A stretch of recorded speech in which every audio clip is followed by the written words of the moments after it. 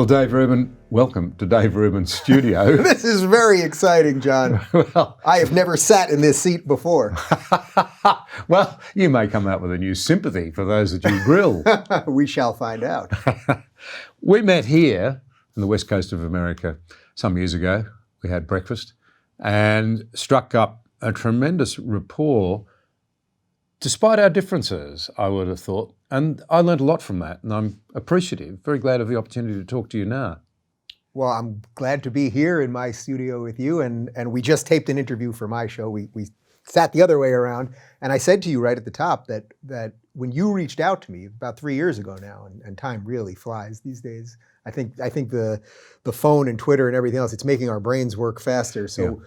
3 years now flies, and maybe that's just a function of age also, right? You get older, things start moving a little faster. But when you reached out to me, when I got the email from your team, I thought, wait a minute, the former deputy prime minister of Australia wants to talk to me? What's happening here? And that was really one of the moments. I'm not just saying this to pat you on the back. I mean, it really was one of the moments where I thought, there is something global happening here, that these conversations that really all I was doing was talking about my own political evolution and what my frustrations were with my team at the time, the left, that somehow this was catching fire all over the place. So it's been interesting and actually a pleasure and an honor then to travel the world and talk about these things. And we've chatted since in Australia, and it's very cool, and it's real. I wake up with a reason to do something every day, and that wasn't always the case. So it's kind of beautiful. Well, I've loved your honesty and your humour, because you've been a comedian. But you said to me at that... Semi-retired. Yeah, well, sometimes there's not so much to be humorous about today, both in the sense that you've got to be concerned about what's happening, and the age is so censorious. You say the wrong thing now, nobody can take a ribbing. Where's the humour gone? But we'll come to that. Yeah. Let's just retrack a bit. I mean, sure. You grew up in New York, your family were sort of classically committed liberals believed in all freedom. Liberals, yeah.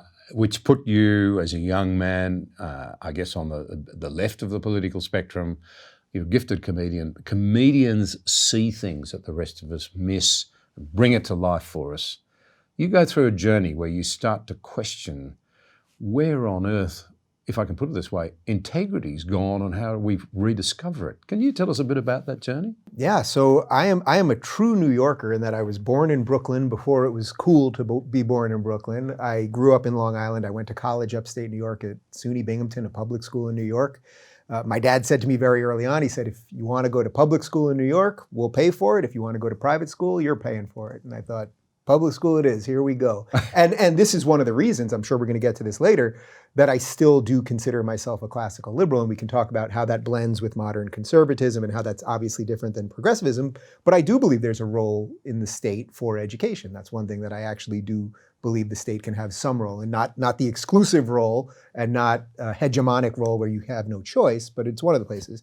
But I grew up in a traditional liberal democratic household. It was almost like being a Democrat was sort of the second religion, in that a Democrat, my parents' age, my parents who were baby boomers, my dad just turned 70, my mom's 71, she probably doesn't want me to say that publicly, but they grew up in a generation where there were movements to fight for equal rights. There were movements to fight for equal rights for women, for black people, for all sorts of minorities, and that tended to be more of a leftist position at the time.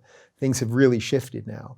But what happened then in the last couple of years, and I think this is what put me on the map, because I was a good liberal and I wanted people to be treated equally and fairly. I wouldn't want anyone to be discriminated based on any immutable characteristic, whether it's sexuality or gender or color or religion or any of those things, of course. But what I started to see was that the progressive movement, which at first I thought was just sort of liberalism on steroids. They were liberals, but they were angrier, they were more boisterous, they were louder, there was something kind of cool about it. What I started to realize probably about 4 years ago, when I really was deeply embedded in it, was that there were almost no arguments, that everyone who opposed them was a bigot and a racist and a homophobe and the rest of it, and that everything that they felt could flip depending on who they were opposing. Yeah. That it was almost, really that's what it was. It wasn't that they had sort of a core set of beliefs anymore. So I could argue the beliefs that I have through a classical liberal lens, as you could through either a classical liberal or conservative lens. What do individual rights mean? What do, in American context, what do states' rights mean? And what's the difference between why you wouldn't necessarily want just one state power over everything, and why I believe our system here in America is so wonderful when done right, and it's in a bit of a precarious position at the moment. But what I realized was they didn't seem to have an underpinning of why they thought what they thought, other than they felt very passionate about things.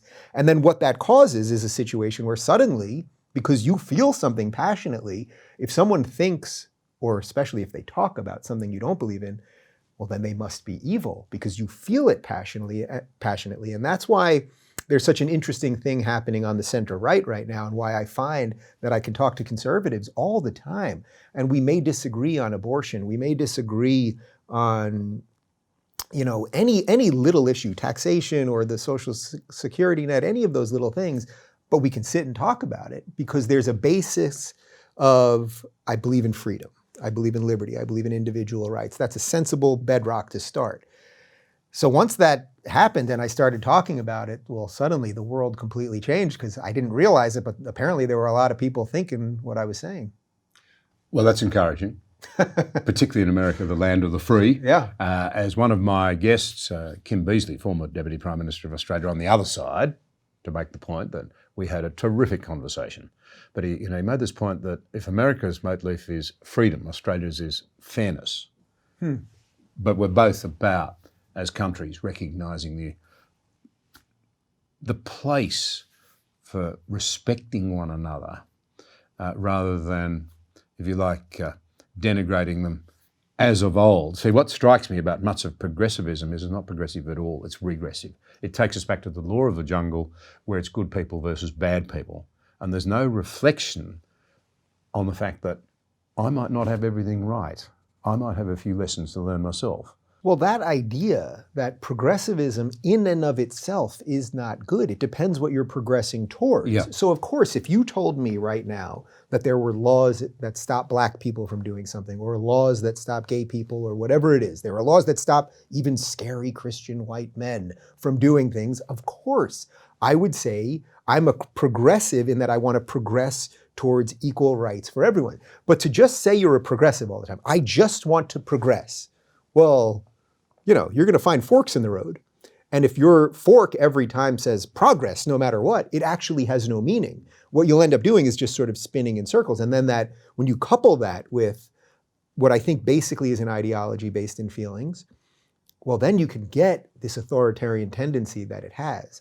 And that's why I'm actually enthused at the moment. For as crazy as everything seems, what I'm realizing is there are bridges to be built everywhere now. There are liberals, good old-fashioned liberals, talking to conservatives for the first time in a long time. There are evangelicals that are saying maybe we made some mistakes in the past on some of the social issues, or at least didn't uphold the beliefs that we say we have. Didn't love one another. Yeah, and that sort of thing. And they're saying, I mean, I go to evangelical events all the time now, and I talk about all our disagreements, and I get standing ovations. Try to imagine that situation on the other side, where I can't get invited to a progressive thing, even if I was to tell. I was just thinking about some of the places I could get invited to be hung, maybe, but that's about it. Yeah, and that really shows you that through the tumult that we're really going through right now, the reason I'm hopeful is because there is fertile ground. There is really fertile ground for people to build bridges, and those are the people that I'm really focused on. And I think the more that we do that, the more that we live up to the things that we say we're about, the more good work we can do. And that's what's so cool about meeting people all over the world that are going, whoa, it's happening here in Australia, it's happening here in the United States, it's happening all over the place. Let's find each other. That's I agree with that, and it's happening, and that's terrific. And we're getting a level of dialogue now that's really exciting. And my humble little attempt at contributing to that is through this website. But you're doing it. It's not humble and little. It's not. You're actually doing it. When I did the event with Jordan that you guys set up in Sydney, you could feel it in the room that people are starved. If it's so funny because just talking about freedom or free speech or decency, this is not magic. This is not rocket science. This isn't brain surgery. And yet, when I walked into that room and we started talking, and of course there's a magic to Jordan. There's now a star power to Jordan. So people are sort of like, it's sort of like seeing a rock star. But it really wasn't just about that. It was that we were up there really defending the very things that allow people to live their lives the way they want to. I don't want to force anyone to live their life any way than they want to. They can't come on my property and take things from me or force me to do anything. But I want my neighbor on this side and my neighbor on this side. I actually don't care what their beliefs are per se, as long as it's not infringing on my rights or someone else's rights. And that's how most people want to live. But it just takes a little more time to sell that message rather than to say, oh, the state can fix everything. We're going to give you everything. It just sounds a lot easier. You know what I mean? The 1% are bad. I'm not interested in who's bad. I'm interested in how do we free as many people as possible. Yeah, well, our theme is... So don't be so humble, my friend. That's what I'm trying to say. That's very kind of you. You've puffed me up. I won't be able to get out of your door. But what we're about is this idea that you cannot get good public policy out of a bad debate, because I had a political background. And I see the debate as being, it's not a debate. It's a motive. It lacks analysis. There's no commitment to evidence. Now, here's a question I want to ask you, because you've referred obliquely to the importance of the great political strands of thinking in our culture. And, you know, I think I would have said 15 years ago, oh, maybe we don't have to worry about that too much. Democracy's won out. We all know we have to debate things well and we can move forward. Actually, I think the framework from which you view the world is important.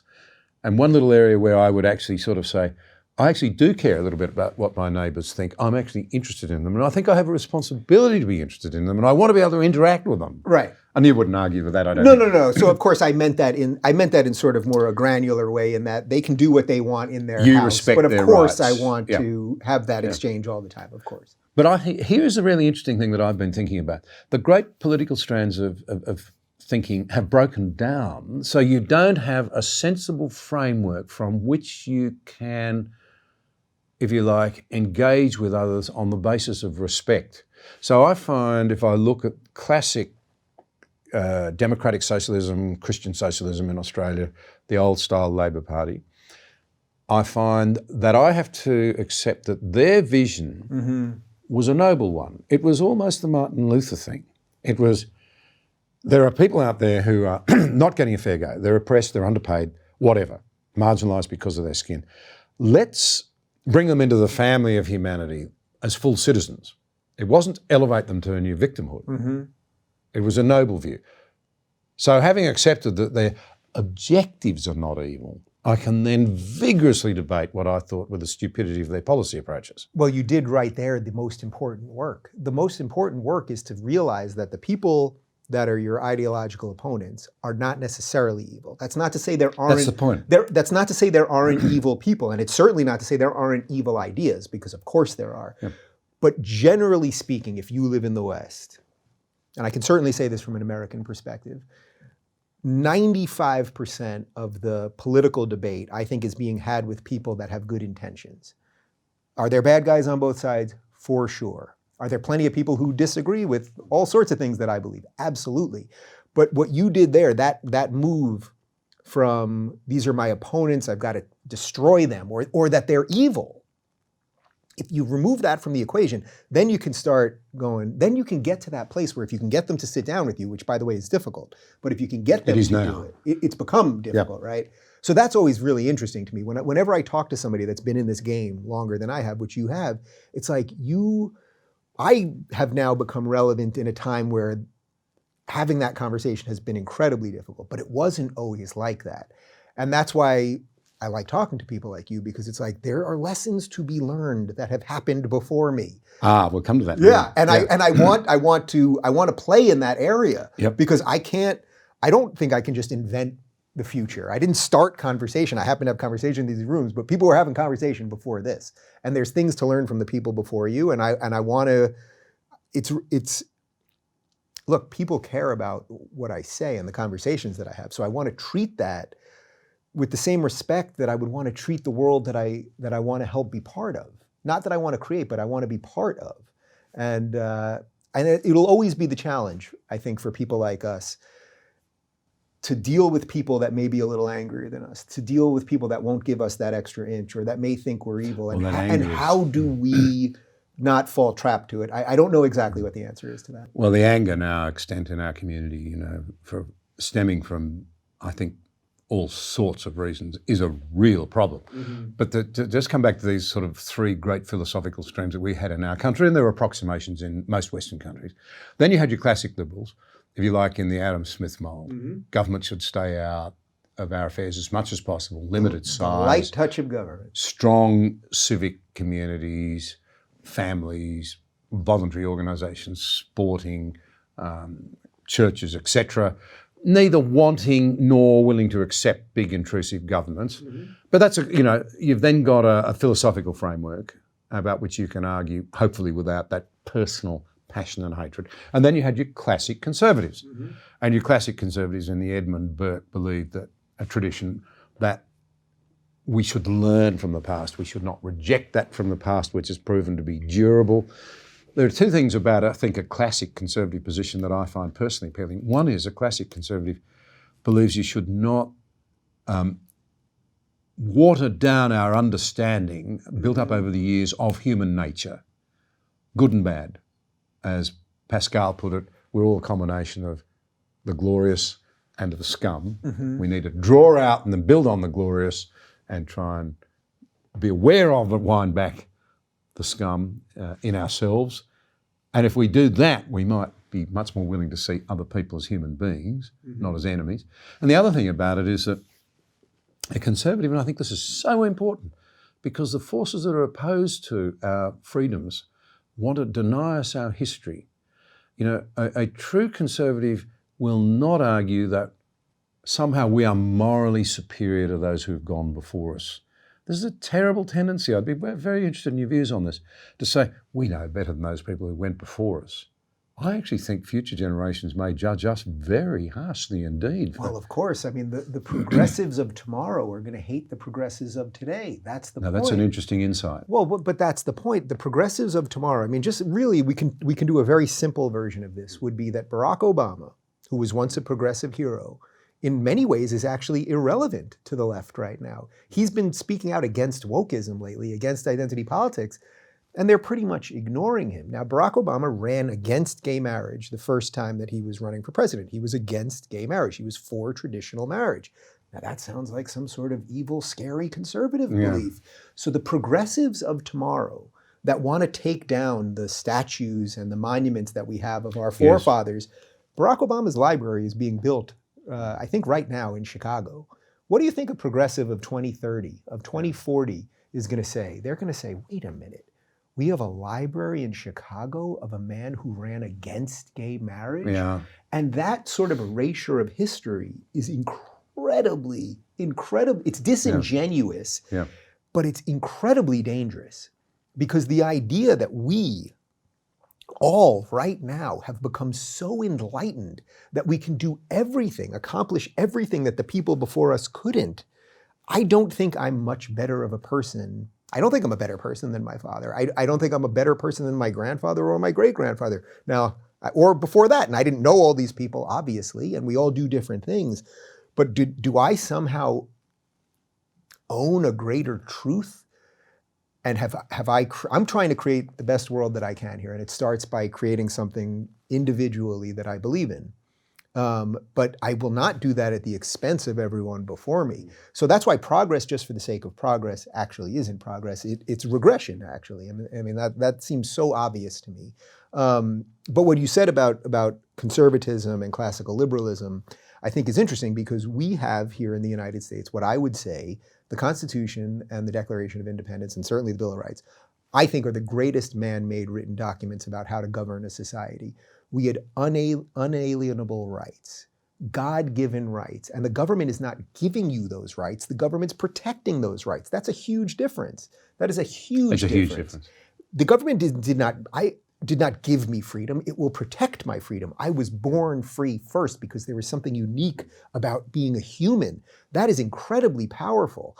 And if we don't stop to think what that means, well, then of course we're going to outsource everything to government. If you don't think for a moment, if you think for a second, let's say, the government gave you freedom, well, then government can give you anything and it can take anything away. That's right. And that's a very dangerous place. And that's why, again, I'm so enthused that people are starting to care about this. You know, I walk down the street sometimes here in LA, and people will just scream. Somebody will be across the street, they'll see me and they'll just scream, "Hey, classical liberal." And I'll be like, whoa, I've done something pretty cool here. That's pretty great. So I'm very happy about that. But that's also a really good place for where the classical liberals and conservatives have touch points. And what I would say at this point are very, very minor disagreements. You know, I know that there's a string of classical liberals that really thank everything to the Enlightenment. They credit the Enlightenment with everything, so it doesn't have a religious context that more conservatives believe. I've actually started to come around to the conservative version of that because I don't think the Enlightenment started with nothing. There was something below the Enlightenment too. That's a place where I would probably be pinned more as a conservative, oddly, than a classical liberal, because a lot of them just think the Enlightenment was where all of this was birthed, you know, just 300 years ago. Well, that's a very interesting point, and it's probably one worth pursuing a little bit, because you could actually see America, even Britain, really more as a product of the massive Christian uprisings of the 1740s, 50s, and they filter through in America into the Declaration of Independence. And that very clear idea that government should be limited. It's downstream of culture, not upstream. And its job is to protect freedoms in order that government itself might be limited. So it's the very reverse of the normal way of looking at things. Because you have to think a little bit more about it. Yeah, that's right. You have to think why that matters. We're here first. So your problem, and this is an interesting one for Americans because of the interesting fact that there were two revolutions happening at the time of yours. There was a French one as well. If you say that Enlightenment thinking was all Enlightenment, you've got a real problem with France, because that was driven by their version of the Enlightenment, and it turned out to be anything but enlightened. It always finds... the reign of terror. Well, it always strikes me as, look, is the Enlightenment probably the best period of time for human ideas to flourish in sort of just a quick burst, you know, in a couple of decades? Did the best ideas flourish really well? Yes, of course, but it didn't happen in a vacuum. There had to have been enough of human, you know, the churning through ideas, and perhaps the reformation of religion, and some people leaving religion, and some people understanding religion differently, and all of those things. Right, like that's the gestalt of humanity. All of this mix of things, so that the Enlightenment thinkers could get the right ideas across. So I do think that this idea, and look, this is where Jordan Peterson, I think, really made his mark, is that the underpinning of all of this and the value in the biblical stories, because he doesn't tell anyone to be religious per se, and I don't think he's religious per se, but the value that there are eternal truths that somehow got translated into these stories. If you could give me, if anyone could give me, if the best atheist that I've got in these books right here could give me a better way to organize society around that, I would love to have that conversation. I have yet to see it. And that's, I think, a really interesting point. This is, of all the things I admire about you, is this incredible honesty, because what you're in effect saying is, in the best Enlightenment tradition, I might add, where does the evidence take you? Yeah. Where does the evidence take you? What other great stream of thinking has evolved into the freedoms that we enjoy today? And if you say, well, it's the Enlightenment, I say, look at France. If you say, I'll be really crude and blunt here, and people will hate me saying it, but look at two other revolutions that resulted in anything but freedom. You could say they were also partly the result of Enlightenment. Karl Marx was an Enlightenment man. And you think the Russian Revolution, you think the Maoist Revolution, did they produce freedom? No. And so, I hugely respect your honesty, because when we first met, you said, look, I'm an atheist, as I recall. I may be misjudging you. And you've been on a journey. That raises a whole lot of things. You talked about Mr. Obama a moment ago and the way in which people will judge him. Are we not allowed to go on a journey? Can't we rejoice when people go in pursuit of truth and they change and they're transformed? What happens if somebody moves from a position that is demonstrably, how can I put this, more selfish to a more enlightened and generous perspective? Are we to condemn the enlightened person because once, when they were younger, we've washed forgiveness out of the system, and now in an age of social media, we can make sure that we don't forget either. So forgiveness is gone. Forgiveness is gone, and now it has a record. Now it has an official record that exists. So that's a really dangerous thing, right? It's one thing to say we're going to remove forgiveness from the equation. That's a bad idea for humans in general.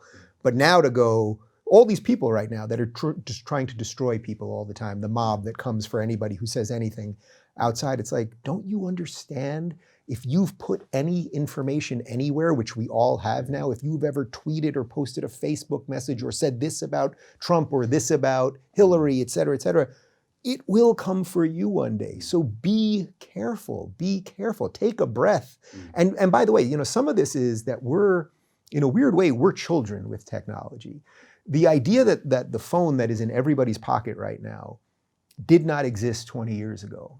I'm 43 years old. It wasn't until I was a sophomore in college, I think in 1995, that I saw the internet in color. We had some, black and white version of a text thing with emails, and I didn't even understand why would I be, I remember I got to college, they said, you'll send emails to your professors, and I was like, I had no idea even what that meant. And I remember seeing the internet in color for the first time. A guy on my floor in the dorm, he was screaming that he was on the World Wide Web, and we kind of all ran in there, and it had a New York Yankees logo and a Kansas City Royals logo, and it said Yankees 3, Royals 1, and I swear on my life, I remember saying, this is the stupidest thing I've ever seen.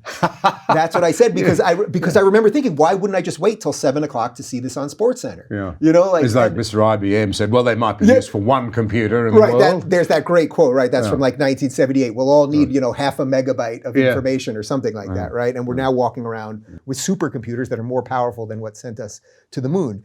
So I think we're adolescents playing with technology that we have no idea how much. If you're an adolescent, I've got to tell you, I'm a babe in the woods because I'm 20 years older than you. But there's a beauty to that, right? There's a real beauty to that. I hadn't thought of it like that. That's very assuring. No, but there is a beauty to it because all of us are going to feel like we're the older generation one day. There's going to be something. I hate to tell you, it comes faster than I think. Believe me, now I can somehow, suddenly as I've entered my 40s, I've realized how it moves faster than you think. But there's a certain beauty to being able to remember the past, but use the tools of the now. I think that's basically what you're doing, and I think that's what most good people are trying to do. They're not just magically trying to recreate a world. Not recreate. They're not trying to just create a world that they think is so much better. That's what certain set of people are doing right now. That's not how most people are. I think most people are respective. Nobody wants to look back and think, oh, my grandma was a racist because she didn't believe this or that or the other thing, or was just a person of their time, or that we should take down, I was just at Monticello, which is Thomas Jefferson's estate. He kept slaves. He kept slaves. He had an affair with at least one slave, most likely had children with her. They are incredibly honest about that, by the way, when you take the tour. And not only that, he was writing the laws that were freeing the slaves at the same time. Now, what does that tell you? Does that tell you? He's on a journey. He was on a journey, and we're all imperfect. And we have even for as much as we know about him, which is quite a lot because he was writing so much, we don't know what the internal tumult was. And, people get angry. It's like if you weren't an abolitionist from day one, then actually, Abraham Lincoln wasn't an abolitionist from day one. Everyone sort of operates in the world thinking people operate in the world as it is, not just in an emotional outburst of you have to do everything on day one. And that seems to be a weird place that we're veering for. That if you don't do everything the way a certain set of people want you to, the second they think of it, right? So you're okay on something, but if whatever the group think of the day is, when it decides something, if you don't move that day, congratulations, you're out too. And that's our challenge, to fight that and to show people, not only can you evolve, every single person watching this right now is evolving in some way. And the idea that you would deny that is to deny yourself the one thing that makes us not animals. We have a bigger brain. We use more percentage of our brain than any other living creature on Earth. Well, why not use it? Well, we have a moral sense as well. And we have a moral sense, which is a great philosophical and spiritual conversation to have. And let's not forget that. Let's not act like animals, right? We've created something incredible here, but it doesn't mean it's always going to be incredible. We've got to defend it. Had a weekend once with my family with one of Australia's most outstanding horsemen, and it was a riding school for riders. And he said a fascinating thing as we were training my horse, as it happened. Dudley was his name, and he just said, just understand one thing. Dudley does not understand right and wrong like you do. He only understands what brings pleasure and what brings displeasure. A very interesting point.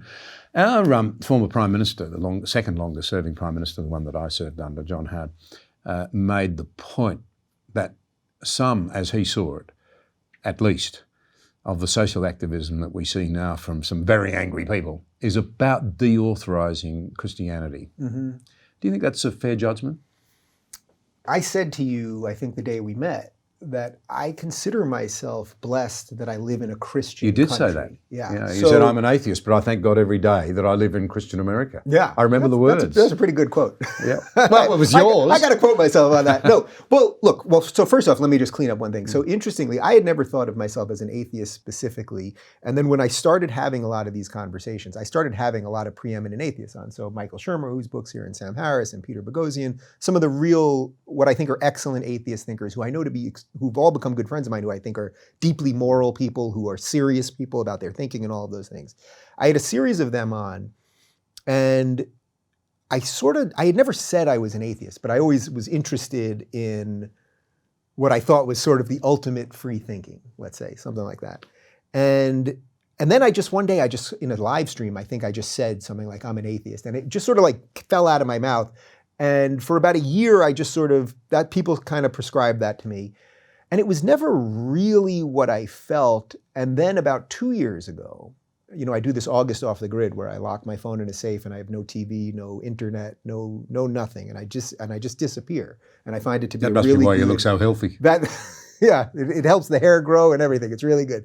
But I've done it for 3 years in a row, and I do find it to be, especially, look, it's in light of everything else we're talking about here, escaping a little of the madness sometimes is good. And I've been really happy that as I've done it each year, more and more people have joined me to whatever their capacity is. Not everybody could do a month, and but even if you can just do weekends or whatever it is. But in any event, when I came back 2 years ago, I had a lot of time to think, and my brain had a lot of time to process things.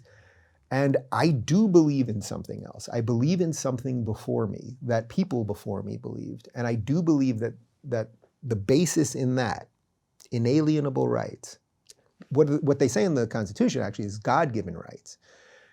So whether you believe that's a man in the sky that is watching you and judging you, or you believe it in what I would say is maybe more of a little bit of a functional purpose, that without having something outside of ourselves, that to organize a society and just say, oh, we can just do it on our own. Now, do I doubt that those three guys who I just mentioned are deeply moral and good? No, I don't.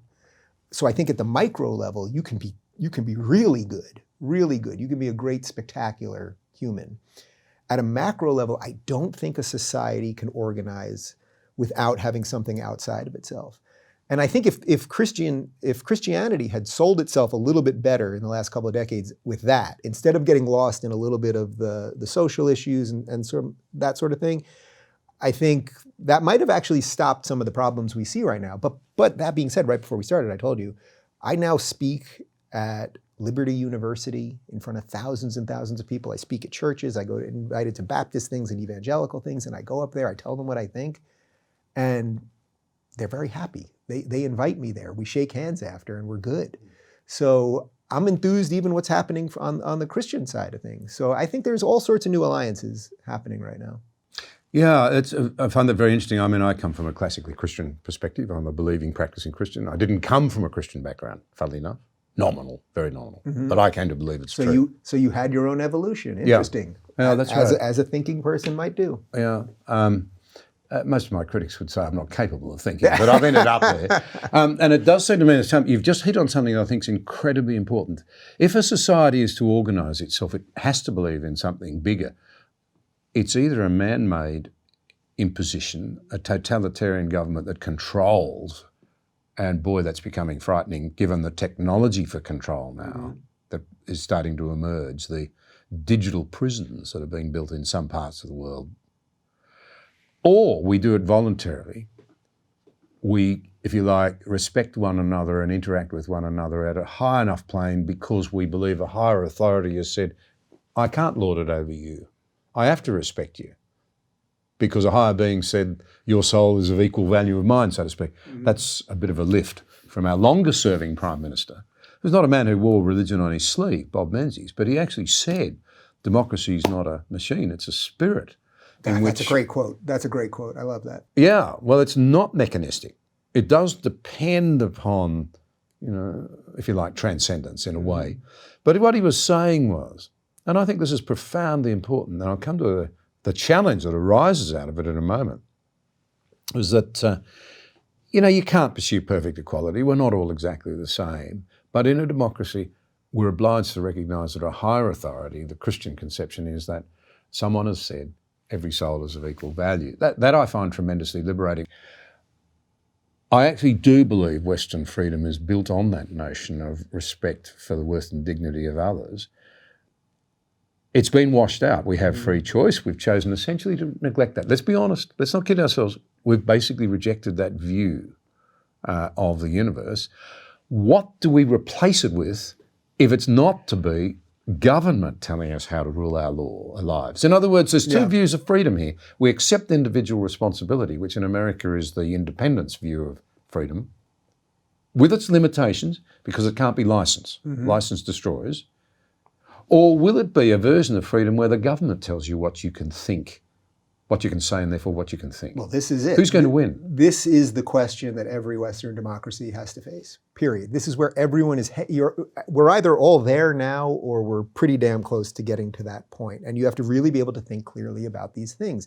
So there's interesting things happening. It's like, why do the more totalitarian ideas, why do the more authoritarian ideas, let's say socialism, why do they come with an erasure of everything we know? This is a little bit of what Douglas Murray talks about. Why do they come with the idea that you can no longer say there's two genders? That doesn't mean you can't respect a trans person individually. So of course, if I know that somebody is trans, I will absolutely, if they treat me with respect, I'll treat them with respect. Well, first off, I would want them to be treated equally under the law no matter what. I would want that, you know what I mean? As long as they're not breaking any other law that no one else is breaking, I would want them to be treated equally. But in terms of interpersonal relations, if they treat me with respect, I'll treat them with respect. But why is it, that's very different than saying you can't say there are two genders anymore. Now, yes, of course, are there hermaphrodites? That's 0.001, but that's not it. Now we have to say there's 364 genders.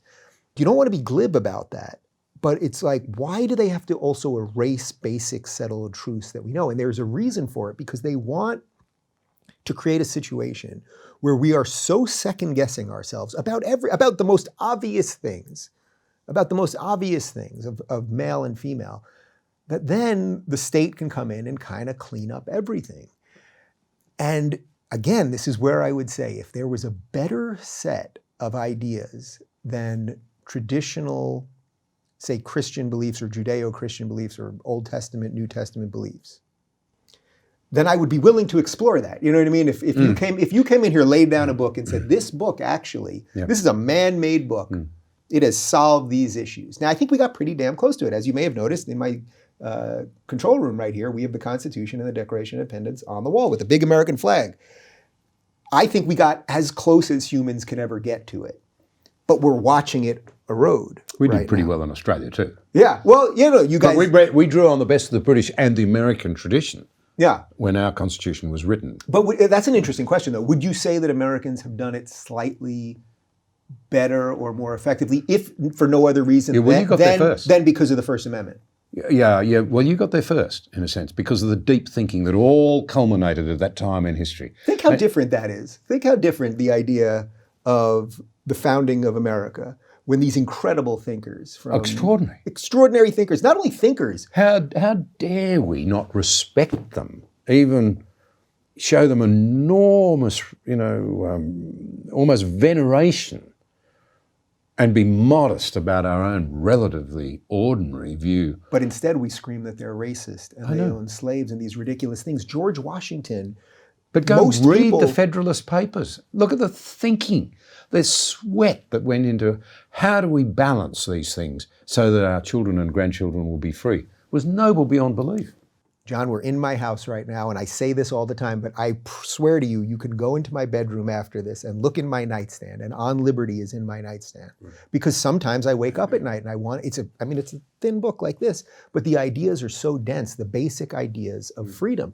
George Washington could have said, I'm going to remain the general of the army. He voluntarily stepped down, even though most people wanted him to remain the general of the army and the president of the United States.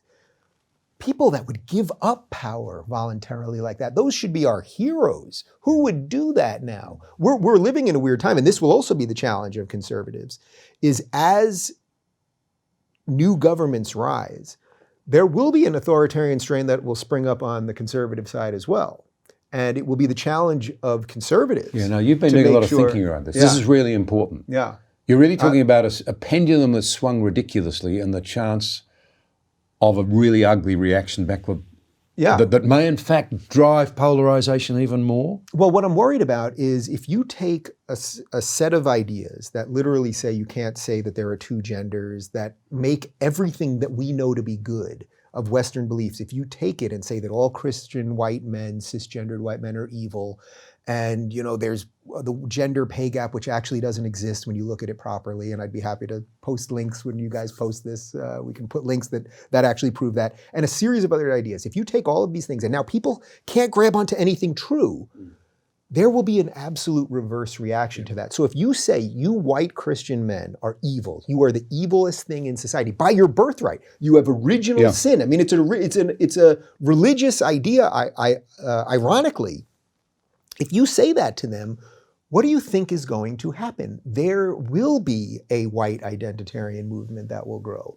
And I think it will be on the conservatives and the classical liberals and whatever the new alliances are to make sure it's not just about fighting leftism. We can all do that, right? Me and you could sit here all day long and say, what's wrong with socialism? What's wrong with collectivism? Yep. We've done it, we can do it, we've made inroads on that. I think the next move will be that, especially here in the United States, we don't have a white identitarian movement, as we shouldn't have if you believe in America. No, of course you shouldn't have. Right, of course. If you believe in America as a pluralistic idea that gives more people more freedoms than any other place in the history of the world, of course that's ridiculous. However, it's about a shared citizenship in a free land. Melting pot. You can come here from anywhere on earth and you can bring your traditions. You can bring your foods and all of the things that made your family whatever it is, but you have to blend into the fabric. So we've done that better here, that certainly better than they've done in Europe, where it became much more about, people can come here and sort of live in their own little things as slightly detached from society.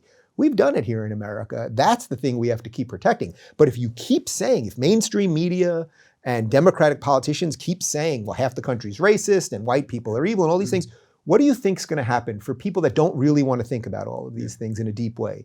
Of course, they're going to grab onto that identity, and I'm worried about that because that's more of a European thing. But I think this will be the challenge for conservatives, and I hope that if it happens, and I hope it doesn't, but if it happens, I hope this is where liberals and conservatives and libertarians, we can all kind of get together and really whittle down what is freedom and how do we stop the encroachment from both sides. I must say, just to revert to something we were talking about a moment ago, for me personally, the importance of that thing called the cross and the idea of Christ dying for his enemies is all about forgiveness. Mm-hmm. And I don't think we can go anywhere in these debates if we can't learn to forgive again. I don't know where the question of the cross sits with you, but well, I'll address the first. That's a really powerful idea. So I think the best way I can address that is the forgiveness part first. So my friend Peter Boghossian, who I've had on the show, this is a man who is a liberal, a good liberal in the truest sense of liberal, a professor at Portland State University. He wrote a book called A Manual for Creating Atheists. So this is a guy you would have a lot of existential issues with, but he's been an incredible voice to shine a microscope on what has happened with leftism and what he describes it as, and this is an atheist, so remember, this is an atheist. He describes it as a secular religion with no redemption narrative. Yeah.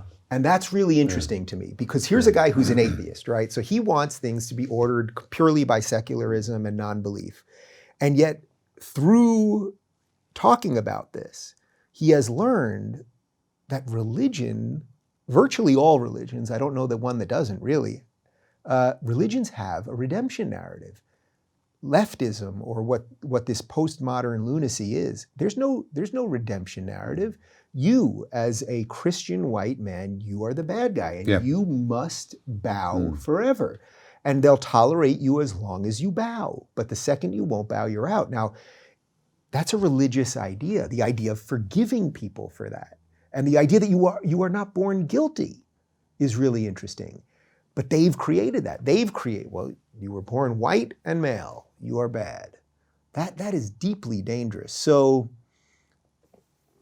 I don't know that completely addresses your question about the cross, but what I would say is that it's become increasingly clear to me from everyone that I talk to and from my own journey that without these ideas, we've got almost no chance right now. We've got no chance. Yeah, I think the thing I would say is that actually my perspective would be we're all born good and bad. Yeah. So that's more of a blank slate, right? But it's universalist as well. Mm-hmm. So it doesn't matter in one sense the colour of my skin or whether I'm male or female or whether I'm a victim or a victim maker, because the truth is we're probably all both or have the ability to be both. Mm-hmm. We actually all have a shared nobility. We all have a shared, if you like, sinfulness, the old-fashioned word, and we're all offered on the same basis, on a universal basis, forgiveness. So we have more in common than we have in difference, and that's what we've lost sight of. So we divide at every level in a very dangerous world. And remember, I'm a former legislator. I believe in strategic freedom as well as personal freedom, if I can put it that way.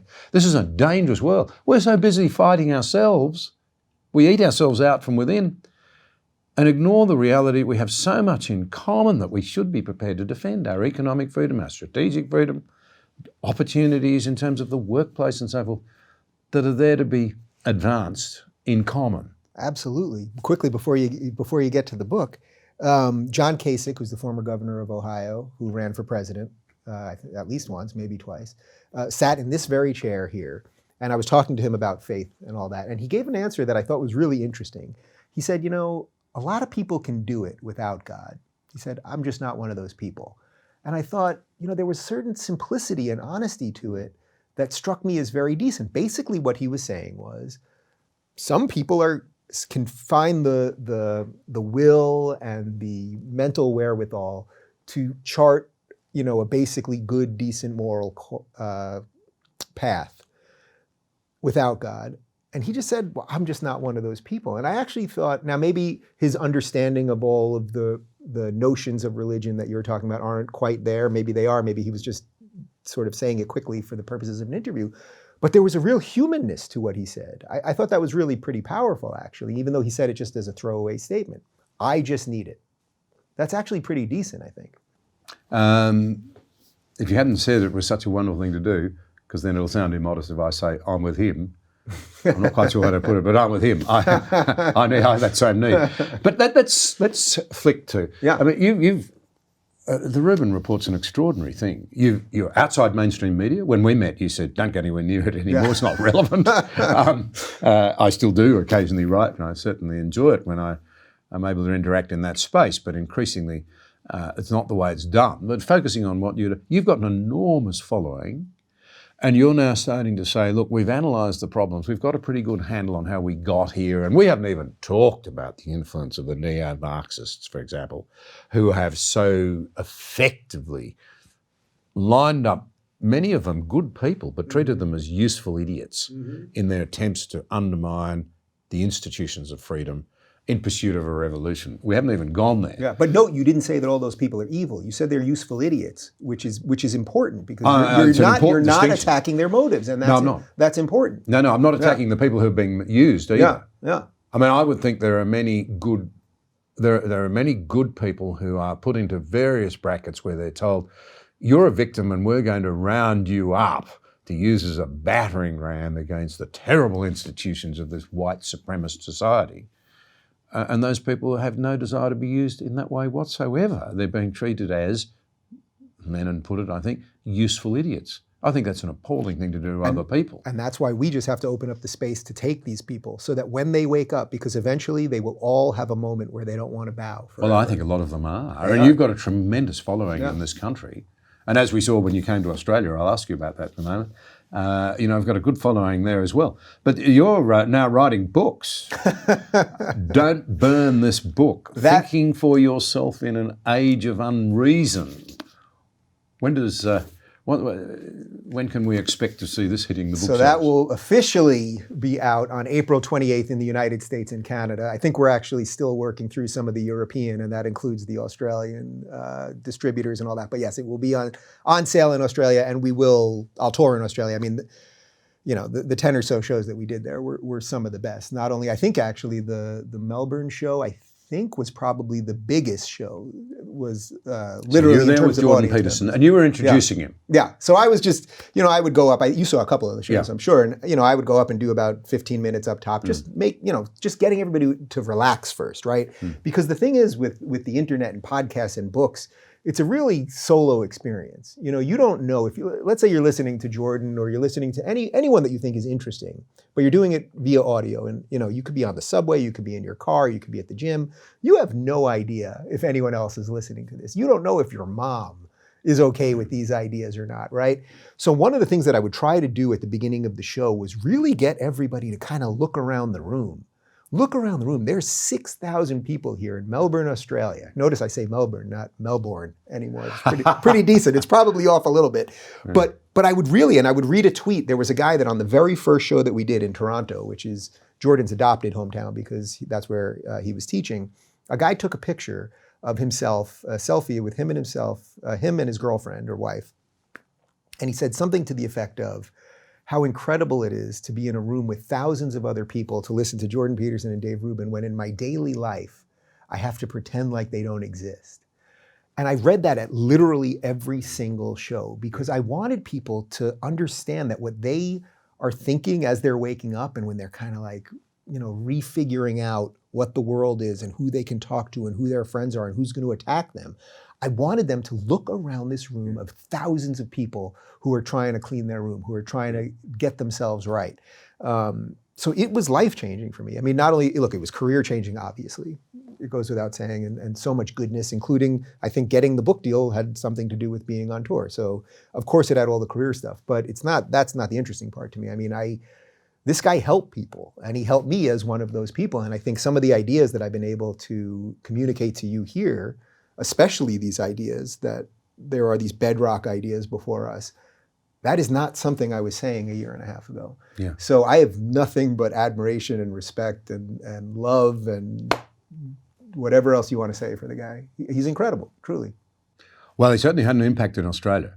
And I don't think anything's encouraged me quite so much as seeing the sheer number of young Australians turning out, because it wasn't some sort of mass hysteria. Here's a celluloid hero. Here's a rock hero. Here's an outstanding athlete. Not at all. Mm-hmm. They came, he got standing ovations before he spoke and after he spoke, and then again after question times. Yeah. It was extraordinary, very, very humbling. It's a lot of standing. When you've been a politician, you dream about that sort of stuff. Yeah. But that's not the point. I'm only being flippant. What it tells me is that there is a real awareness out there, if you like, that he verbalized it this way. Don't think an empathy culture is going to fix your problems. Mm-hmm. Just telling you, there, if you're a victim, it's not your fault. We'll fix it all up. And they never can. They're more interested, a lot of these people, in promoting victimhood mm-hmm. and then stoking it and using it than they are in addressing people's problems. Or you're a terrible, evil person because you've made the victims. And there's a whole lot of young people in our country, and I suggest from the following that Jordan has worldwide, and you're showing here, who are saying, let's find a new grounding. This isn't working. And that's what you're working towards. You're building that. You're encouraging people to think. Well, I don't want to convert people to a political ideology per se, or even a worldview. Look, the things that we're talking about here, do I deeply care about these things? Do I think that they're the sort of cleanest, clearest ways of looking at the world? Of course the answer is yes. But I don't need everyone to think the way I think. You know what I mean? I don't need everyone to believe that every economic policy that I believe in, or the rate of taxation I believe in, or even my pretty colourless world if we all agreed on everything. Well, that's the thing. That is so interesting because so many people right now, they demand that you think the way they do. And quite literally, I'll get this one often. I go to colleges and then we do Q&As after, and one will come up where people will say, no matter what I say, I get called a Nazi. And they'll say things like, literally, I could say I'm for low taxes. And somehow there's a link to you're a Nazi. And I can actually extrapolate that out. What happens is They say, I'm for low taxes. And people will say, well, you're for low taxes. That means you don't want to help poor people. And if you don't want to help poor people, that means you don't want to help black people. And if you don't want to hate black people, you're a racist. Now, you can go ahead and explain why the welfare state has actually destroyed the black family, or how that people get caught in the unfortunate crush of welfare, because once you're given a certain amount, it's very hard to get out, and all the litany of ways that we've screwed up the system. But if the original way they've attacked you is you're a racist, then they don't want to hear any of that. There's no fact that you can give them where they'll suddenly be like, oh, that was a fact, and I take back that racist thing, I take back that Nazi thing. And that's the danger of those words. But what I want to do is I want to make people, and that really is what the book is about, I want people to know a little bit more about the issues. So I lay out classical liberal principles that are sort of apolitical. I don't put a political lens on them, but then I lay out just sort of the basic facts about the hot button issues of the day.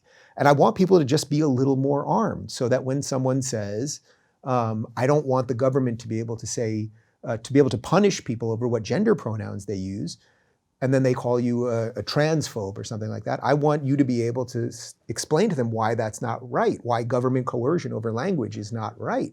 Now, that shouldn't be rocket science, as I said before, yet oddly it is at the moment. So this book really, I think, is to just get people to be armed better, so that once really the conversation happens, you know what to do. Yep, that's incredibly important. To share something with you, a young Australian made contact with me, late 20s, the other day, and a mutual friend, I'd never heard of him, connected us. And he just said to me, I've listened to every single one of your conversations, so I don't take any credit. It's the people who've been on the show back in Australia. And he said, it's transformed my life, because for the first time since I was a kid in a happy home, I feel it's legitimate for me to own what I really think. Ooh, that's pretty powerful. I don't have to say to people things that I don't think are true. It's been tremendously generous of you to give us this time. It's been an absolute pleasure, John. Look, this is what it's about, right? Like, every moment of this is, I think, why both of us exist. You know, when I'm having one of these conversations, and it's strange now because we've come to a place of agreement on most of the big questions. So somebody could say, well, they're just agreeing, but actually, when you show people that come from very different worlds, that may on the outside appear to live very different lifestyles or whatever, when you show that there's a richness here, the things that I want for America are the things that you want for Australia. And those things are not independent of each other. They're actually intertwined. Well, just to go back to your analogy, but you want to be able to live, respectfully with your neighbours. But part of that respect is we want to understand what the ground rules for genuine freedom are, because I might actually want to convert them to my way of thinking on something. And I want them to have the freedom to push back and say, no, you've got it all wrong. Mm-hmm. I think that's how society actually advances. And isn't that great when you have when you're sitting with somebody, right, and you're doing your podcast? Isn't there a great moment when somebody says something that you sort of have never heard phrased a certain way, or that maybe you never directly thought of, or they've taken something that you think and they kind of went down the road a little further than you've had time to, and then you go, whoa, that's a new idea. I want to kind of focus on that, because that also allows you to not get stuck in your thinking. Just very briefly, when I was writing the book, the original plan, and when I signed the dotted line, it was to write the Why I Left the Left book, because that's what everyone wanted out of me. I was sort of famous for Why I Left the Left. And that was the intention. And as I started writing the book over a couple weeks, I thought, I'm just rehashing the same old stuff that everyone knows about me. Yeah. What could I do that would actually be new? And that's why I thought, all right, what I can do is, well, if you've left the left, what's your roadmap now on the way out? And that's what I did with this. And that's what I think is cool, that there are new ideas to be explored. Yeah. There are new paths to go down. Yeah. And I'm always interested in talking to people that want to, do that together. So let's give the tools to the very best of our ability to the next generation of cultural warriors who are pursuing and fighting for freedom.